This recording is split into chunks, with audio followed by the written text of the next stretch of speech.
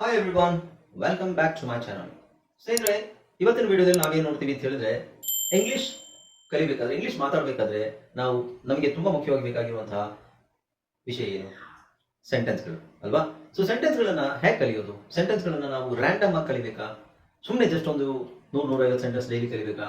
ಅಥವಾ ಸಿಚುವೇಶನ್ಗೆ ತಕ್ಕಂತೆ sentence ಕಲಿಬೇಕಾ? S, ಸಿಚುವೇಶನ್ಗೆ ನಾವು ಸೆಂಟೆನ್ಸಸ್ ಅನ್ನು ಕಲಿತಾ ಹೋಗಬೇಕು. ಅಪಾರ್ಟ್ ಫ್ರಮ್ ಗ್ರಾಮರ್ ಎಲ್ಲ ಒಂದು ಅಲ್ಪ ಸ್ವಲ್ಪ ಗೊತ್ತಿರಬೇಕು. ಅದಾದ್ಮೇಲೆ ನಾವೇನು ಮಾಡಬೇಕು, ಸಿಚುವೇಶನ್ಗೆ ಹೇಗೆ ಮಾತಾಡೋದು, ಯಾವ್ಯಾವ ಥರ ಫ್ರೇಸಸ್ ಅನ್ನು ಬಳಸಬೇಕು ಅನ್ನೋದು ನಮಗೆ ಸ್ಪಷ್ಟವಾಗಿ ಗೊತ್ತಿದ್ರೆ ನೀವು ಫ್ಲೂಯೆಂಟ್ ಆಗಿ ಇಂಗ್ಲಿಷ್ ಮಾತಾಡ್ಬೋದು. Okay, so that is the only formula you have. Alright, so ಇವತ್ತಿನ ಕ್ಲಾಸಲ್ಲಿ ನಾವೇನು ಡಿಸ್ಕಸ್ ಮಾಡ್ತೀವಿ ಅಂತ ಹೇಳಿದ್ರೆ, ಎಕ್ಸ್ಪ್ರೆಸ್ಸಿಂಗ್ ಒಪಿನಿಯನ್ಸ್ ಅನ್ನ ಎಕ್ಸ್ಪ್ರೆಸ್ ಮಾಡೋದು ಹೇಗೆ ಅಂದ್ರೆ, ನಮ್ಮ ಅಭಿಪ್ರಾಯಗಳನ್ನ ನಾವು ಹೇಗೆ ಇನ್ನೊಬ್ಬರಿಗೆ ಹೇಳೋದು ಅಥವಾ ಇನ್ನೊಬ್ಬರ ಅಭಿಪ್ರಾಯ ಕೇಳೋದು ಹೇಗೆ, ಅದಕ್ಕೆ ಒಂದಷ್ಟು ಫ್ರೇಸಸ್ ಇದಾವೆ. ಇಂಟರ್ಮೀಡಿಯೇಟ್ ಲೆವೆಲ್ ಫ್ರೇಸಸ್ ಅಲ್ಲಿ ನೋಡೋಣ ಇವತ್ತು. ಓಕೆ, ನಮಸ್ಕಾರ ಸ್ನೇಹಿತರೆ, ನಾನು ನಿಮ್ಮ ಇಂಗ್ಲಿಷ್ ಟ್ರೈನರ್ ಅನಿಲ್ ಕುಮಾರ್. ಬನ್ನಿ ಇಂಗ್ಲಿಷ್ ಕಲಿಯೋಣ ಚಾನಲ್ಗೆ ಎಲ್ಲರಿಗೂ ಸ್ವಾಗತ ಸುಸ್ವಾಗತ. ಸ್ನೇಹಿತರೆ, ನೀವು ಚಾನಲ್ಗೆ ಹೊಸಬರಾಗಿದ್ದರೆ ದಯವಿಟ್ಟು ಚಾನಲ್ ಅನ್ನು ಸಬ್ಸ್ಕ್ರೈಬ್ ಮಾಡೋದನ್ನ ಮರಿಬೇಡಿ. ಹಾಗೆ ಪಕ್ಕದಲ್ಲಿರುವ ಬೆಲ್ ಐಕಾನ್ ಕ್ಲಿಕ್ ಮಾಡಿ. ನಾವು ಹಾಕುವ ಎಲ್ಲ ವಿಡಿಯೋ ನಿಮಗೆ ನೋಟಿಫಿಕೇಶನ್ ಬರುತ್ತೆ. ಜಸ್ಟ್ ನೋಟಿಫಿಕೇಶನ್ ಕ್ಲಿಕ್ ಮಾಡಿ ನಮ್ಮ ಚಾನಲ್ ಅಲ್ಲಿ ಅಪ್ಲೋಡ್ ಆಗುವಂತಹ ವಿಡಿಯೋಗಳನ್ನು ನೋಡಿ ಇಂಗ್ಲಿಷನ್ನ ಈಸಿಯಾಗಿ ಕಲಿಯಿರಿ. ಸ್ನೇಹಿತರೆ, ಈ ವಿಡಿಯೋನ ದಯವಿಟ್ಟು ಕೊನೆ ತನಕ ನೋಡಿ. ಹಾಗೆ ಈ ವಿಡಿಯೋಗೆ ಒಂದು ಲೈಕ್ ಅನ್ನು ಕೊಡಿ. ನಿಮಗೆ ಏನಾದರೂ ಡೌಟ್ ಇದ್ದರೆ ಕಾಮೆಂಟ್ ಸೆಕ್ಷನ್ ಕಮೆಂಟ್ ಮಾಡಿ. ಹಾಗೆ ಒಂದು ಮುಖ್ಯವಾದ ವಿಷಯವೆಂದರೆ ಈ ವಿಡಿಯೋನ ಎಲ್ಲರಿಗೂ ಶೇರ್ ಮಾಡಿ. Right, so without any further do let's dive into the video. Hi friends, ಇದೊಂದು ವಿಶೇಷ ಸೂಚನೆ. ನಮ್ಮಲ್ಲಿ ಇದೀಗ ಆನ್ಲೈನ್ ಸ್ಪೋಕನ್ ಇಂಗ್ಲಿಷ್ ಕೋರ್ಸ್ನ ಹೊಸ ಬ್ಯಾಚ್ ಶುರುವಾಗಿದೆ. ನೀವು ಇನ್ಮೇಲೆ ಎಲ್ಲೂ ಹೊರಗಡೆ ಹೋಗಿ ಇಂಗ್ಲಿಷ್ ಕಲಿಯುವ ಅವಶ್ಯಕತೆ ಇಲ್ಲ. ಮನೆಯಲ್ಲೇ ಕೂತ್ಕೊಂಡು ಯಾವುದೇ ಟೆನ್ಷನ್ ಇಲ್ಲದೆ, ಏನು ಮುಗಿದರೆ ಇಲ್ಲದೆ ಇಂಗ್ಲಿಷ್ ಮಾತಾಡೋದನ್ನ ಕಲಿಯಬಹುದು. ಸ್ನೇಹಿತರೆ, ಸ್ಪೋಕನ್ ಇಂಗ್ಲಿಷ್ ಮಾತ್ರ ಅಲ್ಲ, ನಿಮಗೆ ಇಂಗ್ಲಿಷ್ನ ಓದಲಿಕ್ಕೆ ಬರಲಿಕ್ಕೆ ಬರಲ್ಲ ಅಂತ ಇಟ್ಕೊಳ್ಳಿ. ಈಗ ಇಂಗ್ಲಿಷಲ್ಲಿ ನಿಮಗೆ ಓದಲಿಕ್ಕೆ ಬರಲಿಕ್ಕೆ ಬರಲ್ಲ, ಬರೀ ನಿಮಗೆ ABCD ಮಾತ್ರ ಗೊತ್ತು, ಅಥವಾ ABCD ಗೊತ್ತಿಲ್ಲ ಅಂತ ಇಟ್ಕೊಳ್ಳಿ. ಸೊ ABCD ಗೊತ್ತಿಲ್ಲ ಅಂತ ಪರವಾಗಿಲ್ಲ, ನಾವು ನಿಮಗೆ ಇಂಗ್ಲಿಷ್ನ ಬೇಸಿಕ್ ಇಂದನೇ ಓದಲಿಕ್ಕೆ ಮತ್ತೆ ಬರಲಿಕ್ಕೆ ಸಹ ಹೇಳ್ಕೊಡ್ತೀವಿ. ಅದು ಅಲ್ಲದೆ ನಿಮಗೆ ಒಂದು ವೇಳೆ ಕನ್ನಡ ಬರಲ್ಲ ಅಂತ ಇಟ್ಕೊಳ್ಳಿ, ಕನ್ನಡನೂ ಹೇಳ್ಕೊಟ್ಟು ಕನ್ನಡದಿಂದ ಇಂಗ್ಲಿಷ್ನ ಹೇಗೆ ಓದೋದು, ಕನ್ನಡನೂ ನಾವು ಹೇಳ್ಕೊಟ್ಟು ಅದರ ಮೂಲಕ ಇಂಗ್ಲಿಷ್ನ ಹೇಗೆ ಕಲಿಯೋದು ಅನ್ನೋದನ್ನ ನಾವು ಈ ಕೋರ್ಸಲ್ಲಿ ಇನ್ಕ್ಲೂಡ್ ಮಾಡಿದ್ದೀವಿ. ಸ್ನೇಹಿತರೆ, ಈ ಕೋರ್ಸ್ನ ಚಿಕ್ಕ ಮಕ್ಕಳನ್ನು ಹೊರತುಪಡಿಸಿ ಬೇರೆ ಯಾರು ಬೇಕಾದ್ರೆ ಈ ಕೋರ್ಸ್ಗೆ ಜಾಯ್ನ್ ಆಗಬಹುದು. ನೀವು ಕೆಲಸಕ್ಕೆ ಹೋಗಿರ್ಬೋದು, ಮನೆಯಲ್ಲಿ ಇರ್ಬೋದು, ಅಥವಾ ನೀವು ಯಾವುದೋ ಒಂದು ಬಿಸ್ನೆಸ್ ಮಾಡ್ತಾ ಇರ್ಬೋದು. ಓಕೆ, ಸೊ ಯಾರು ಬೇಕಾದರೂ ಈ ಕೋರ್ಸ್ನ ಜಾಯ್ನ್ ಆಗಬಹುದು. ಹಾಗಾದ್ರೆ ಸ್ನೇಹಿತರೆ, ತಡ ಯಾಕೆ? ಈ ಸ್ಪೋಕನ್ ಇಂಗ್ಲಿಷ್ ಕೋರ್ಸ್ ಮತ್ತು English basic reading and writing ಕೋರ್ಸ್ನ ಜಾಯ್ನ್ ಆಗಬೇಕು ಅಂತ ಆಸಕ್ತಿ ಇರೋರು ಈ ಕೂಡಲೇ ನಿಮ್ಮ ಫೋನ್ ತೆಗೆದುಕೊಳ್ಳಿ. ಹಾಗೂ ಇಲ್ಲಿ ಬರ್ತಿರುವಂತಹ ನಂಬರ್ಗೆ ಅಥವಾ ಕೆಳಗಡೆ ಬರ್ತಾ ಇರುವಂತಹ ನಂಬರ್ಗೆ ನೀವು ಕರೆ ಮಾಡತಕ್ಕದ್ದು, ಅಥವಾ ವಾಟ್ಸ್ಆ್ಯಪ್ನಲ್ಲಿ ಸಂಪರ್ಕಿಸಿ ನಿಮ್ಮ ಹೆಸರನ್ನು ರಿಜಿಸ್ಟರ್ ಮಾಡಿಕೊಳ್ಳಿ. ಆಲ್ರೈಟ್, ಓಕೆ, ಸ್ಪೋಕನ್ ಇಂಗ್ಲಿಷನ್ನ ನಾವು ಇಂಪ್ರೂವ್ ಮಾಡ್ಕೋಬೇಕಾದ್ರೆ, ನಮಗೆ ಇಂಗ್ಲಿಷ್ ಚೆನ್ನಾಗಿ ಮಾತಾಡಬೇಕಾದ್ರೆ ನಾವೇನು ಮಾಡಬೇಕು? ಗ್ರಾಮರ್ ಕಲಿಬೇಕಾ ಅಥವಾ ಏನು ಮಾಡಬೇಕು? ಗ್ರಾಮರ್ ಕಲಿಬೇಕಾ ಇಲ್ಲ ಬರೀ ಸೆಂಟೆನ್ಸ್ ಕಲಿಬೇಕಾ? ಎರಡು ಬೇಕು. ಗ್ರಾಮರ್ ಸ್ಪಷ್ಟವಾಗಿ ಕಲಿಬೇಕು. ಒಂದು, ಗ್ರಾಮರ್ ತುಂಬಾ ಕಷ್ಟ ಅಂತ ನಿಮಗೆ ಅನ್ಸಿದ್ರೆ ಫ್ರೇಸಸ್ನ ಡಿಪೆಂಡ್ ಆಗಬೇಕು, ಅಂದರೆ ಸಿಚುವೇಶನಲ್ ಸೆಂಟೆನ್ಸಸ್ನ ಡಿಪೆಂಡ್ ಆಗಬೇಕು. ಆಮೇಲೆ ನಿಧಾನಕ್ಕೆ ಗ್ರಾಮರ್ ಮಿಸ್ಟೇಕ್ಸ್ ಏನಿದೆ ಅದನ್ನು ಕರೆಕ್ಷನ್ ಮಾಡ್ಕೊಂಡು ಹೋಗಬೇಕು. ಸೊ ಬೇಸಿಕ್ಲಿ ನೀವೇನು ಮಾಡಬೇಕು, ಸಿಚುವೇಶನಲ್ ಸೆಂಟೆನ್ಸಸ್ನ ನೀವು ಕರೆಕ್ಟಾಗಿ ಸ್ಪಷ್ಟವಾಗಿ ಪ್ರಾಕ್ಟೀಸ್ ಅಂದ್ರೇನು, ಓದಬೇಕು, ಬರಿಬೇಕು, ಮಾತಾಡಬೇಕು. ಇದನ್ನು ಮಾಡಿದ್ರೆ ನೀವು ಈಸಿಯಾಗಿ ಇಂಗ್ಲೀಷಲ್ಲಿ ಫ್ಲೂಯೆಂಟ್ ಆಗ್ಬೋದು. Okay, let's see. ಸೊ ಇವತ್ತು ನಾವು ತಗೊಂಡಿರೋ ಟಾಪಿಕ್ ಏನಂತ ಹೇಳಿದ್ರೆ, ಎಕ್ಸ್ಪ್ರೆಸಿಂಗ್ ಒಪಿನಿಯನ್ಸ್. ಅಂದ್ರೆ ನಿಮ್ಮ ಅಭಿಪ್ರಾಯವನ್ನ ನೀವು ಬೇರೆಯವರಿಗೆ ಹೇಳಬೇಕಾದ್ರೆ, ಅಥವಾ ಬೇರೆಯವರ ಅಭಿಪ್ರಾಯವನ್ನ ನೀವು ಕೇಳಬೇಕಾದ್ರೆ ಅದನ್ನ ಹೇಗೆ ಕೇಳೋದು ಮತ್ತೆ ಹೇಗೆ ಹೇಳೋದು ಅನ್ನೋದು. ಓಕೆ, ಸೊ ಫಸ್ಟ್ ಒನ್ ನೋಡಿ, ಗಿವಿಂಗ್ ಯೋರ್ ಒಪಿನಿಯನ್. ಅಂದ್ರೆ ನಿಮ್ಮ ಅಭಿಪ್ರಾಯವನ್ನ ನೀವು ಹೇಳಬೇಕಾದ್ರೆ ಹೇಗೆ ಹೇಳ್ತೀರಾ? ಉದಾಹರಣೆಗೆ ಕನ್ನಡದಲ್ಲಿ ನಾವು ಹೇಳ್ತೀವಿ, ನನಗನ್ಸುತ್ತೆ ಅದು ಸರಿ ಅಂತ. ಇದು ನಿಮ್ಮ ಅಭಿಪ್ರಾಯ. ನನ್ನ ಪ್ರಕಾರ ಅಂತ ಹೇಳ್ತೀವಿ, ಅಥವಾ ನಾನೇನು ಹೇಳ್ತೀನಿ ಅಂದರೆ ಈ ಥರ ಹೇಳ್ತೀವಿ. ಇದೆಲ್ಲ ನಮ್ಮ ಅಭಿಪ್ರಾಯ, ಅಥವಾ ನನ್ನ ಅಭಿಪ್ರಾಯ ಏನಂದರೆ. ಸೊ ಹಲವಾರು ರೀತಿ ಇದೆ ಹೇಳಲಿಕ್ಕೆ, ಒಂದೇ ಥರ ಹೇಳೋದಿಲ್ಲ ಅಲ್ವಾ? ಸೊ ಇಂಗ್ಲೀಷಲ್ಲೂ ಹಾಗೇನೆ ನಾವು ಹೇಗೆ ಸ್ಟಾರ್ಟ್ ಮಾಡಿ ಗಿವಿಂಗ್, ನಿಮ್ಮ ಒಪಿನಿಯನ್ ಕೊಡಬೇಕಾದ್ರೆ, ನಮ್ಮ ಒಪಿನಿಯನ್ ನಾವು ಕೊಡಬೇಕಾದ್ರೆ ಹೆಂಗೆ ಹೇಳ್ತೀವಿ? ಇಲ್ಲಿ ನೋಡಿ, ಇನ್ ಮೈ ಒಪಿನಿಯನ್. ಸೊ ಹೆಂಗೆ ಸ್ಟಾರ್ಟ್ ಮಾಡ್ತೀವಿ? ಇನ್ ಮೈ ಒಪಿನಿಯನ್, ಇದು phrase, first phrase. Okay, so in my opinion ಏನು? ನನ್ನ ಪ್ರಕಾರ, ಅಥವಾ ನನ್ನ ಅಭಿಪ್ರಾಯ ಏನಂದ್ರೆ, ಅಥವಾ ನನ್ನ ಅಭಿಪ್ರಾಯದಲ್ಲಿ ಹೇಳಬೇಕಂದ್ರೆ ಈ ಥರನೂ ಬರುತ್ತೆ. So in my opinion this is the best way to learn. In my opinion this is the best way to learn. ನನ್ನ ಪ್ರಕಾರ ನನಗೇನು ಅನ್ಸುತ್ತೆ ಅಂದರೆ, ಸೊ ನನಗೇನು ಅನ್ಸುತ್ತೆ ಅದು ಐ ಥಿಂಕ್ ಅಂತ ಆಗುತ್ತೆ. ನನ್ನ ಪ್ರಕಾರ, ನನ್ನ ಅಭಿಪ್ರಾಯ ಏನಂದ್ರೆ ಇದೇ ಕಲೀಲಿಕ್ಕೆ ಸರಿಯಾದ ಮಾರ್ಗ. ಓಕೆ, ದಿಸ್ ಇಸ್ ನನ್ನ ಅಭಿಪ್ರಾಯದಂತೆ ಕಲಿಯಲು ಇದು ಉತ್ತಮ ದಾರಿ. ಯಾವುದು? ಈಗ ನಾನು ಹೇಳ್ಕೊಡ್ತಿದ್ದೀನಲ್ಲ, ನನ್ನ ಪ್ರಕಾರ ಇದು ಉತ್ತಮ ದಾರಿ. ಗ್ರಾಮರ್ ನಿಮಗೆ ಸ್ವಲ್ಪ ಗೊತ್ತಿರಬೇಕು. ಅದಕ್ಕೆ ತಕ್ಕಂತೆ ಸಿಚುವೇಶನಲ್ ಸೆಂಟೆನ್ಸಸ್ ಪ್ರಾಕ್ಟೀಸ್ ಮಾಡಬೇಕು. ಈಗ ಮನೆಯಲ್ಲಿ ಮಾತಾಡಬೇಕಾಗಿರೋದು ಯಾವ ವಿಷಯಗಳು? ಸಿಚುವೇಶನ್. ಮನೆಯಲ್ಲಿ ಸಹ ಎಂಥ ಸಿಚುವೇಶನ್? ಈಗ ಅಡಿಗೆ ಮನೆಯಲ್ಲಿ ಯೂಸ್ ಮಾಡುವಂತಹ ಫ್ರೇಸಸ್ ಗೊತ್ತಿರಬೇಕು ನಿಮಗೆ, ಅಥವಾ ಎಲೆಕ್ಟ್ರಿಕಲ್ ಬಗ್ಗೆ ಕೇಳುವಂಥದ್ದು, ಅಥವಾ ಟೆಕ್ನಾಲಜಿ ಬಗ್ಗೆ ಕೇಳುವಂಥದ್ದು. ಇದೆಲ್ಲ ಸಿಚುವೇಶನ್ಸ್ ಅಲ್ವಾ? ಈಗ ಸ್ಕೂಲಲ್ಲಿ ಯಾವ ಥರ ಮಾತಾಡಬೇಕು, ಅಥವಾ ಒಂದು ಪಬ್ಲಿಕ್ ಪ್ಲೇಸಲ್ಲಿ ಯಾವ ಥರ ಮಾತಾಡಬೇಕು, ಇದೆಲ್ಲ ಸಿಚುವೇಶನ್. ಇದನ್ನು ನಮ್ಗೆ ಗೊತ್ತಿರಬೇಕು. ಅಪಾರ್ಟ್ ಫ್ರಮ್ ಗ್ರಾಮರ್ ಗೊತ್ತಿರಬೇಕು. ಅದ್ರ ಜೊತೆಗೆ ಸಿಚುವೇಶನಲ್, ನಾನು ಸೀರೀಸ್ ಮಾಡ್ತಾ ಇದ್ದೀನಿ, ಪ್ರತಿಯೊಂದು ವಿಡಿಯೋನ ನೋಡಿ, ಖಂಡಿತ ನಿಮಗೆ ನಿಮ್ಮ ಸ್ಪೋಕನ್ ಇಂಗ್ಲಿಷ್ ಇಂಪ್ರೂವ್ ಆಗುತ್ತೆ. ಓಕೆ, ನಾವು ಐ ಥಿಂಕ್ ದ್ಯಾಟ್.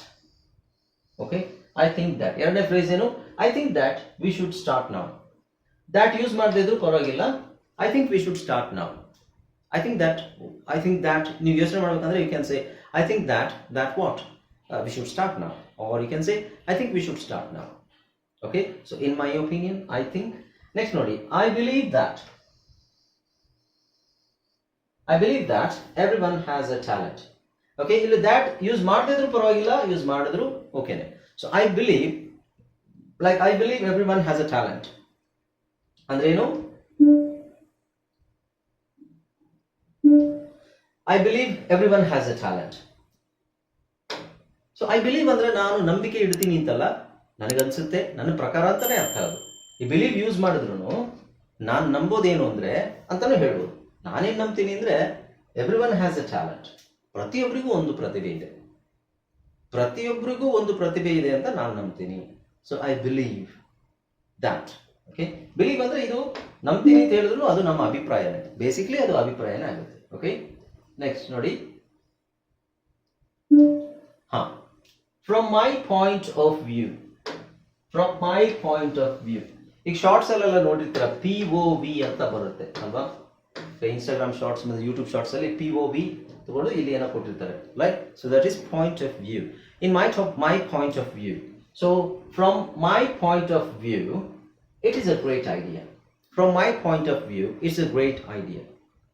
ನನ್ನ ದೃಷ್ಟಿಯಿಂದ ಅಂದರೆ ನನ್ನ ದೃಷ್ಟಿಕೋನದಲ್ಲಿ, ಅಥವಾ ನನ್ನ ದೃಷ್ಟಿ ಪ್ರಕಾರ, ಅಥವಾ ನನ್ನ ದೃಷ್ಟಿಕೋನದಲ್ಲಿ, ದೃಷ್ಟಿಕೋನ ಅಂತ ಯಾರು ಬಳಸೋದಿಲ್ಲ ಕನ್ನಡದಲ್ಲಿ ಮಾತಾಡಬೇಕಾದ್ರೆ, ಇದು ಒಂದು ಅದ್ಭುತ ಆಲೋಚನೆ. This is a great idea. From my point of view, this is a great idea. Okay? Next, to be honest. To be honest ಅಂದ್ರೆ ನಿಜ ಹೇಳಬೇಕಂದ್ರೆ ಅಥವಾ ಪ್ರಾಮಾಣಿಕವಾಗಿ ಹೇಳಬೇಕು ಅಂತ ಹೇಳಿದ್ರೆ, to be honest, I don't like the movie. To be honest, ತುಂಬಾ ಜನಕ್ಕೆ ಇಷ್ಟ ಆಗಿರುತ್ತೆ ಮೂವಿ, ಆದ್ರೆ ನನಗೆ ಇಷ್ಟ ಆಗಿರಲ್ಲ.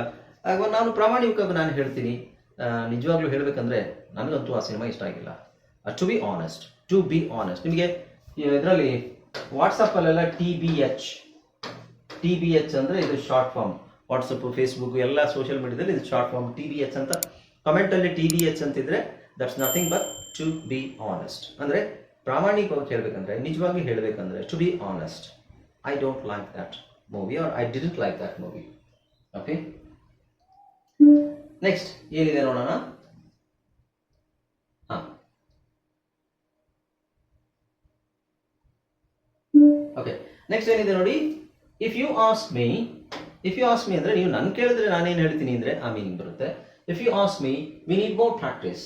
ನನ್ನ ಕೇಳಿದ್ರೆ, ನೀವು ನನ್ನನ್ನು ಕೇಳಿದ್ರೆ, ಓಕೆ, ನಿಮ್ಮ ಅಭಿಪ್ರಾಯ ಏನು ಅಂತ ಕೇಳಿದ್ರೆ, ನೀವು ನನ್ನನ್ನು ಕೇಳಿದ್ರೆ ನಾನೇನು ಹೇಳೋದು ಅಂದರೆ ನಮಗೆ ತುಂಬ ಪ್ರಾಕ್ಟೀಸ್ ಬೇಕು. Okay, so if you ask me we need more practice ಅಂದರೆ ನನ್ನ ಪ್ರಕಾರ, ನೀವು ನನ್ನ ಕೇಳೋದಾದರೆ, ನನ್ನ ಅಭಿಪ್ರಾಯ ನಾನು ಹೇಳೋದಾದರೆ ಹಿಂಗೆ ಹೇಳ್ತೀನಿ, ಏನು, ನಮಗೆ ಇನ್ನೂ ತುಂಬ ಪ್ರಾಕ್ಟೀಸ್ ಬೇಕು. Okay, next, as far as I am concern. This is very very important. ಇವೆಲ್ಲ ಸ್ವಲ್ಪ ಅಡ್ವಾನ್ಸ್ ಲೆವೆಲ್ ಫ್ರೇಸಸ್ ಇದು. ಸೊ ಬೇಸಿಕ್ ಲೆವೆಲ್ಗೆ ನಿಮಗೆ ಅರ್ಥ ಆಗದೆ ಇರ್ಬೋದು ಇಷ್ಟೊಂದು ದೊಡ್ಡದಿದೆಯಾ ಅಂತ, ಬಟ್ ಸ್ಟಿಲ್ ಕನ್ನಡದಲ್ಲಿ ನಾವು ನನ್ನ ಪ್ರಕಾರ ಹೇಳಬೇಕು ಅಂತ ಹೇಳಿದ್ರೆ ಅಂತ ಹೇಳ್ತೀವಲ್ಲ ಈ ಥರ. So as far as I am concern, actually ಇಲ್ಲಿಗೆ ನೀವು ನಿಲ್ಲಿಸ್ಬಿಡ್ಬೇಕು. ಆಸ್ ಫಾರ್ ಆಸ್ ಬೇರೆ, ಆಸ್ ಫಾರ್ ಆಸ್ ಅದು ಬೇರೆ ಥರ ಮೀನಿಂಗ್ ಬರುತ್ತೆ. As good as far as long as ಅದೆಲ್ಲ ಬೇರೆ phrase. As far as I am concerned, okay, ನನಗೆ ಸಂಬಂಧಿಸಿದಂತೆ, ಅಥವಾ ಇದೆಲ್ಲ ಒಂದೇ ಮೀನಿಂಗು. ನನ್ನ ಪ್ರಕಾರ, ನಾನು ತಿಳ್ಕೊಂಡಿರೋದು ಏನು ಅಂದರೆ, ನನಗನ್ಸಿದ್ದು ಏನು ಅಂದರೆ, so as far as I am concern this is correct. C, concerned ಅಂದರೆ ಬೇರೆ ಮೀನಿಂಗ್ ಬರುತ್ತೆ. ಬರೀ ಕನ್ಸರ್ನ್ ಅಂದರೆ ವರಿ ಅಂತ ಆಗುತ್ತೆ ಅಥವಾ ಚಿಂತೆ ಅಂತ ಆಗುತ್ತೆ. ಬಟ್ ಇದು ಒಪಿನಿಯನ್ ಹೇಳಬೇಕಾದ್ರೆ, when you want to say something, when you want to express your opinion about something, then if you use this word like as far as I am concern ಅಂದರೆ ನನಗೆ ಸಂಬಂಧಿಸಿದಂತೆ, ನನಗೆ ಗೊತ್ತಿರೋ ಹಾಗೆ, ಈ ಮೀನಿಂಗ್ ಬರುತ್ತೆ. Okay, as far as I am concern this is correct. ನನಗೆ ಗೊತ್ತಿರೋ ಹಾಗೆ, ನನಗೆ ಸಂಬಂಧಪಟ್ಟ ಹಾಗೆ, ನನ್ನ ನಾಲೆಜಿಗೆ ಗೊತ್ತಿರೋ ಹಾಗೆ ಇದು ಕರೆಕ್ಟ್. ಈ ಕಡೆ ಮುಂದೆ ಏನು ಬೇಕಾದ್ರೂ ಹಾಕ್ಬೋದು. This is the starting phrase. Okay, next ಏನು ಹೇಳ್ತೀವಿ, ಐ ಫೀಲ್ ನನಗನ್ಸುತ್ತೆ, I feel that she is right, I feel she is right, ಅಥವಾ I feel that she is right. Okay, so ಗೊತ್ತಾಯ್ತಲ್ಲ. Next agreeing with an opinion. ಇಲ್ಲಿ ನೋಡಿ, agreeing with an opinion ಹೇಳೋದು, opinion ಒಪ್ಕೊಳ್ಳೋದು, ಇದೆಲ್ಲ ಇದು ತುಂಬ ಬಹಳ ಮುಖ್ಯ ಇದು ನಿಮಗೆ. ಅಗ್ರೀಯಿಂಗ್ ವಿತ್ ಆನ್ ಒಪಿನಿಯನ್ ಅಂದರೆ ಒಪಿನಿಯನ್ ಯಾರಾದರೂ ಏನಾದರೂ ಹೇಳಿದ್ರೆ ಅಂದ್ರೆ ಅದಕ್ಕೆ ಅಗ್ರಿ ಮಾಡೋದು, ಒಪ್ಕೊಳ್ಳೋದು. ಹೇಗೆ ಒಪ್ಕೋತೀರಾ? ಓಕೆ, ನೀವು ಹೇಳಿದ ಸರಿ ಅಂತ ಹೇಳ್ಬೋದು, but there are different ways to express that. Okay, I completely agree with you. I completely agree with you. ನಾನು ಕಂಪ್ಲೀಟ್ ಆಗಿ ಒಪ್ಕೊಳ್ತೀನಿ. ನೀವು ಹೇಳೋದನ್ನ ನಾನು ಕಂಪ್ಲೀಟ್ ಆಗಿ ಒಪ್ಕೊಳ್ತೀನಿ. I completely agree with you. Agree to you, agree you ಅಲ್ಲ, agree with use ಮಾಡಬೇಕು. This is very important. I completely agree with you. Then you are absolutely right. You are absolutely right. I completely agree with you. You are absolutely right. ಖಂಡಿತ ನೀವು ಹೇಳ್ತಿರೋದು 100ಕ್ಕೆ 100 ನಿಜ. So 100ಕ್ಕೆ 100 ಇಲ್ವಲ್ಲ, Kannada English 100/100 ಇಲ್ವಲ್ಲ, ಅದು ಹಾಗೆ ಹೇಳೋದು. ಕನ್ನಡದಲ್ಲಿ ಇದು ಒಂದು ಫ್ರೇಸ್ ಅಷ್ಟೇ, 100ಕ್ಕೆ 100 ಸತ್ಯ. ಓಕೆ, 100ಕ್ಕೆ 100 ಇಂಗ್ಲೀಷಲ್ಲಿ ಆ ಥರ ಬರೋದು 100% ಅಂತ ಬರುತ್ತಷ್ಟೇ. That's exactly what I was thinking. That's exactly what I was thinking.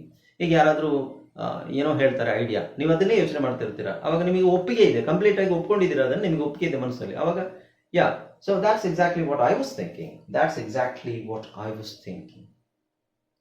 Okay, ಈ ಥರದ್ದು ಬಹಳ ಫ್ರೇಸಸ್ ಅನ್ನು ಕಲಿಯಕ್ಕಿದೆ ನಿಮಗೆ. ನೋಡಿ, ಐ ಕುಡಂಟ್ ಅಗ್ರಿ ಮೋರ್, ಇದು very advanced way of saying something, that you agree to the person completely. That's a good point, ಈ ಥರನೂ ಹೇಳ್ಬೋದು. ಓಕೆ, ಡಿಸಗ್ರೀಯಿಂಗ್ ಅಂದರೆ ಯಾರಾದರೂ ಹೇಳಿದ್ದನ್ನ ನಿಮ್ಗೆ ಒಪ್ಪಿಗೆ ಆಗ್ತಾ ಇಲ್ಲ, ನಿಮಗೆ ಅವ್ರು ಹೇಳಿದ್ದನ್ನ ನಿಮ್ಗೆ ಒಪ್ಪಕ್ಕೆ ಆಗ್ತಾ ಇಲ್ಲ, ನೀವು ಹೆಂಗೆ ಹೇಳ್ಬೋದು? I don't agree with you ಅಂತ ಡೈರೆಕ್ಟ್ ಆಗಿ ಹೇಳ್ಬೋದು. ಇದನ್ನ ಡೈರೆಕ್ಟ್ ಆಗಿ ಹೇಳು, I don't agree with you. I don't agree with you. There is no point in doing that. I don't agree with you, ಆ ಥರ ಹೇಳ್ಬೋದು.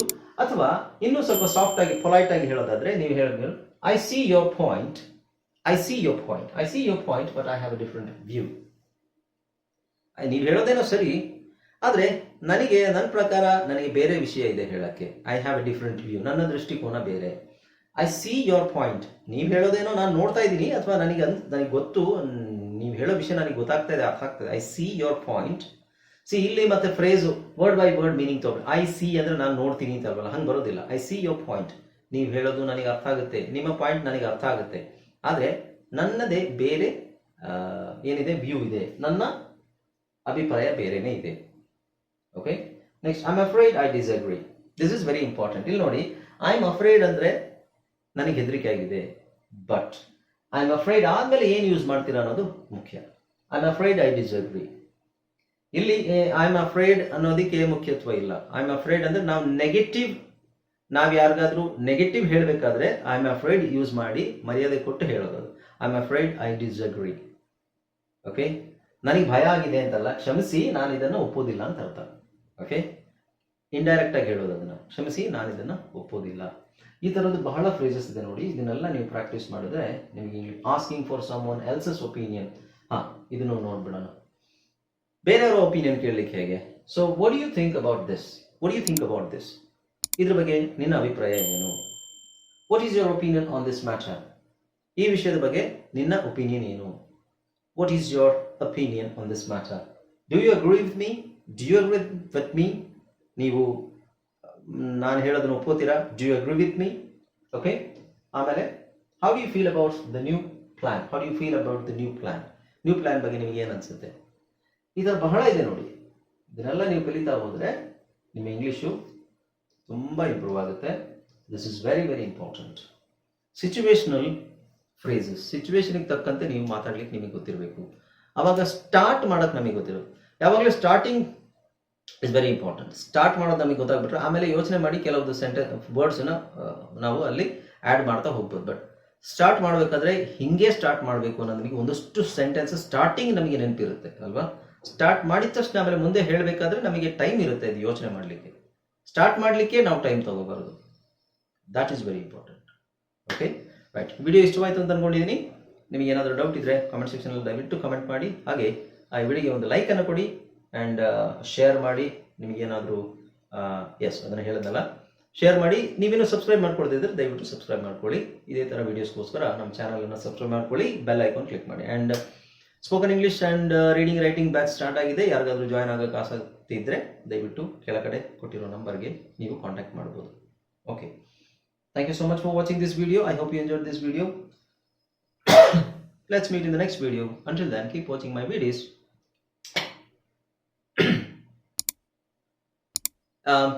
We'll meet in the next video. Until then, keep watching my videos. Bye bye. Take care. This is Anil Kumar signing off. Take care.